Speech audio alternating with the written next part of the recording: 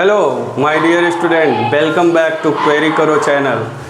फिर से मैं कृष्णा सर आपको 10th क्लास के सबसे अच्छे जो टॉपिक है जिसमें बच्चे जो है काफ़ी इंटरेस्ट भी लेते हैं और इसमें जो है बच्चों को जो है दिक्कत भी होती है, लेकिन आज मैं इस चैप्टर को जो है बेहतर ढंग से आपको बताने जा रहा हूँ। चैप्टर 8 जो NCERT के बुक में आपको देखने को मिलेगा। तो देखते हैं कि क्या है trigonometry.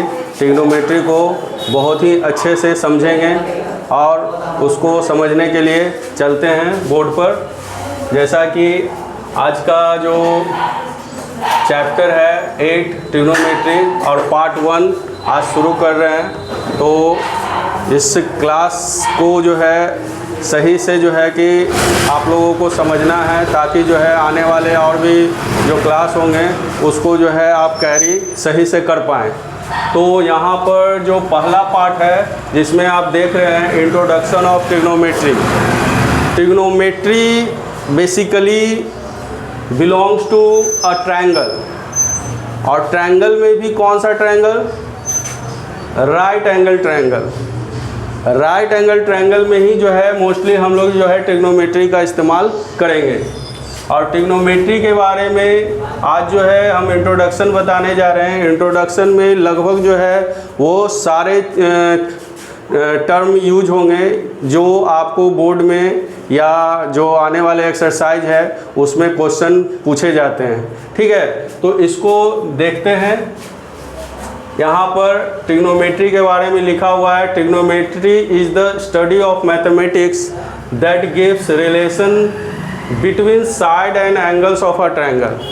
Means what? If it is a right angle triangle, you see here there are 3 sides and आप लोग को पता होगा कि इसमें जहाँ पर 90 डिग्री बन रहा है, जिस पॉइंट पर बी पर जो 90 डिग्री बन रहा है, ये इसके ठीक अपोजिट वाला जो साइड होता है उसे हम लोग हाइपोटेन्यूस बोलते हैं। प्रॉब्लम यहाँ पर होता है ये दोनों पर कि इसको परपेंडिकुलर बोले या इसको परपेंडिकुलर बोले, इसको बेस बोले या इसको परपेंडिकुलर बोले।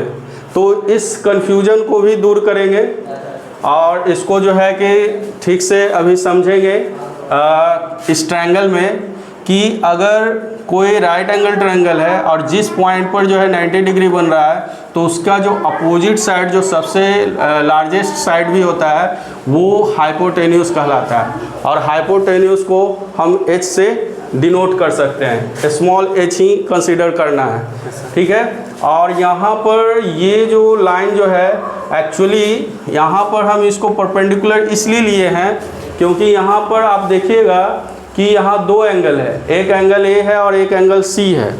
तो एंगल A और C दोनों जो है एक्यूट एंगल है।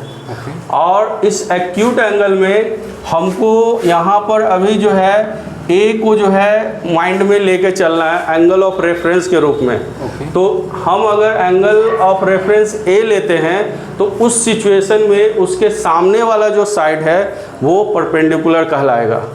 सर यहाँ एक क्वेश्चन आता है, हम एंगल ऑफ रेफरेंस अपने मन से दोनों में से किसी एक्यूट एंगल को चूज कर सकते हैं या ये किसी चीज़ पे बेस्ड होता है एजम्पशन? एंगल ऑफ रेफरेंस जो है अगर क्वेश्चन में ये मेंशन किया हुआ है कि अगर हमको जो है एंगल ऑफ रेफरेंस जो ट्रिग्नोमेट्रिक रेशियो जब यूज करते हैं तो उसमें अगर साइन ए या कॉस ए या टेन ए उस तरह से है तो उस सिचुएशन में हमें एंगल जो है ए को ही लेना है। Okay sir. और अगर एंगल जो उसमें मेंशन किया हुआ सी जैसे साइन सी, कॉस सी और टेन सी, तो उस सिचुएशन में हमको जो है एंगल ऑफ रेफरेंस सी लेना है। Okay sir. तो अगर हम एंगल ऑफ रेफरेंस ए लेते हैं तो उसके सामने वाला जो साइड होगा वो परपेंडिकुलर होगा और उसके जो बच जाते हैं जो साइड हाइपोटेन्यूस के अलावा तो वो बेस कहलाते हैं।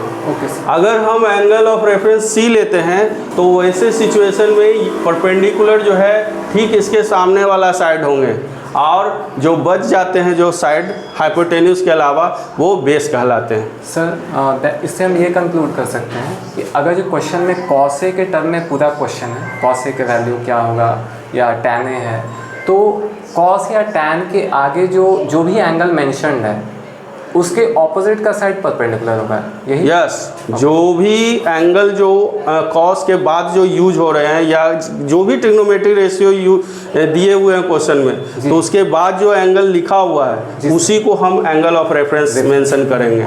ठीक है, तो अब इसको जो है थोड़ा सा इसको बेसिक्स नॉलेज से समझेंगे कि इसमें जो है कुछ रेशियोज यूज होते हैं जो कि अभी हम मेंशन नहीं किए हैं। तो इसमें टोटल जो है देयर आर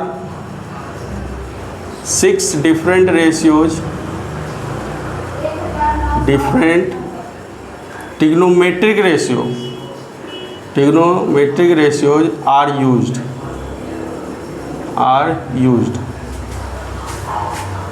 6 डिफरेंट रेशियो में आप देखेंगे एक्चुअली अगर इसको यहाँ पर अगर हम एंगल ए लेते हैं तो sine of angle A, cosine of angle A,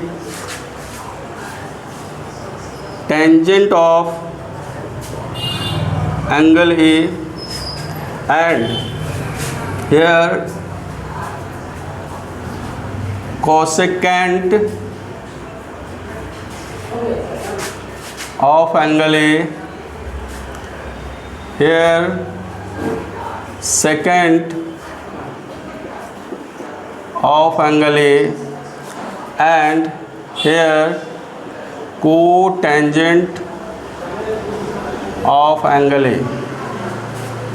These are the original form of trigonometric ratio.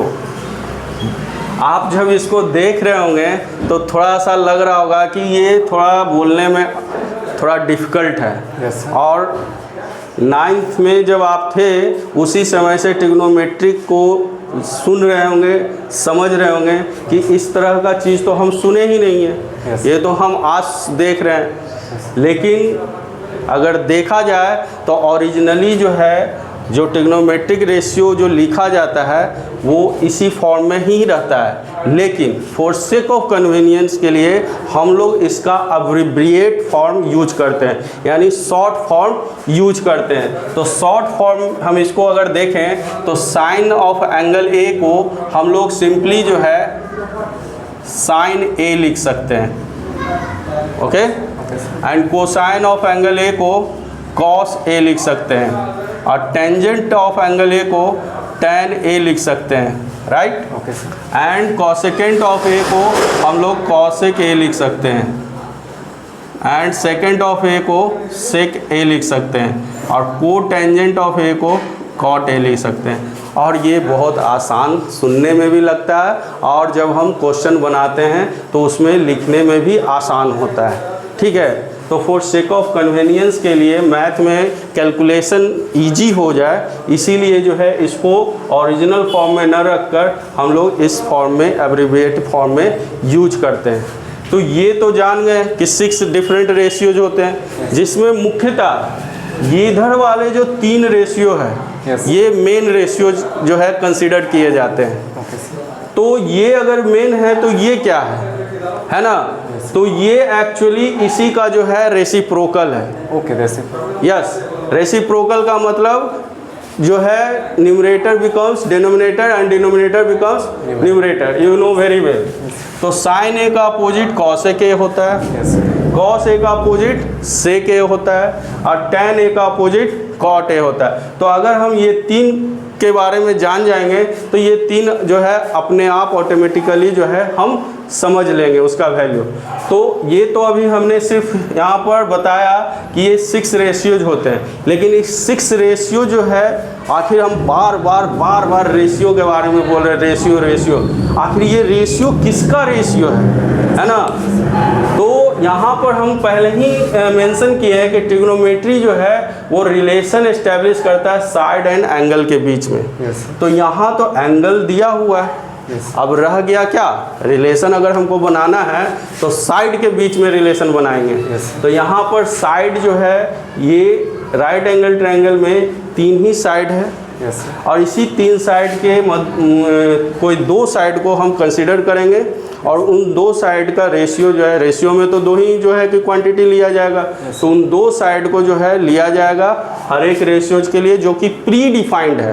Okay, it is predefined. So जो भी हम वैल्यू यहाँ लिखेंगे तो वो प्री डिफाइंड है। तो प्री डिफाइंड का मतलब ये, इसमें हम और आप जो है चेंज नहीं कर सकते हैं, ठीक है। इसके बारे में पहले ही जो है इस बात को बोला गया है कि इसका वैल्यू यही होता है। सर एक क्वेश्चन इसके डेफिनेशन से है। हाँ सर। जैसे दिया गया है that gives relation between side and angles of a triangle, so is the relation is based on what to say the ratio, the basis of relation between side and angles are ratio, is it true? Yes, here you see relation is stands for ratio. Okay sir. Okay, so ratio of what? Ratio of given sides. Yes. Okay, so here you look, if I have told you कि it is about the ratio, so a predefined ratio. Yes. So here we use only whatever it was mentioned in the book. Okay. Okay. Okay. So look here, sin A equal to P by H means what? Perpendicular by hypotenuse. Yes, P stands for perpendicular and H stands for hypotenuse. Okay. And cos A stands for B by H. B stands for base and H stands for hypotenuse. And for tan A,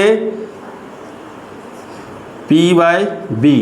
आपको ये भी हम बताएंगे बाद में या अभी भी बता सकते हैं कि साइन ए और कॉस ए ही मेन है देखा जाए तो। Yes. ठीक है, साइन ए का वैल्यू P बाई एच हुआ। Yes. और कॉस ए का वैल्यू B बाई एच हुआ। Yes. तो यहाँ tan ए जो है P बाई बी लिखा गया है। Yes. तो एक्चुअली tan ए कुछ है नहीं, tan A is the ratio of sine A and cos A.